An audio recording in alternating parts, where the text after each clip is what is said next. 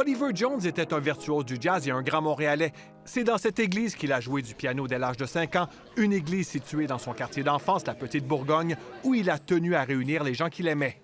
If he were here, he'd have the greatest smile, un grand sourire. Il adorait son public, le public lui rendait bien aussi. Il jouait pour les gens. Ça, on peut se rappeler de ça.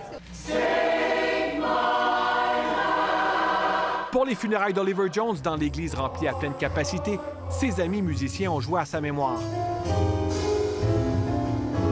Et sa conjointe des 25 dernières années a dit que c'est un ange qui nous a quittés. L'ange qui me confiait au retour de ses lointains voyages au pays.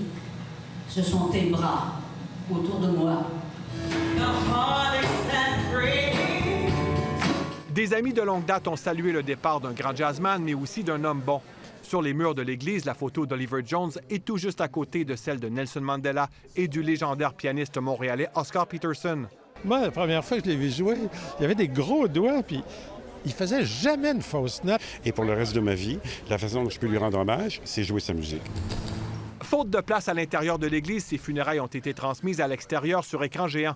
Visiblement, Oliver Jones a changé la vie de plusieurs personnes. Il restera toujours dans mon cœur, dans mon âme, mais aussi dans mon esprit. Très émouvant, très touchant. Très émouvant. Je passe mon temps. C'est un privilège d'être ici, puis d'écouter ça. Malade depuis plusieurs mois, Oliver Jones nous a quittés à l'âge de 91 ans. Montréal a perdu un de ses plus grands noms du jazz. Il nous aura fait rêver avec sa musique qui semblait venir d'un autre monde. Ici, Louis-Philippe Ouimet, Radio-Canada, Montréal.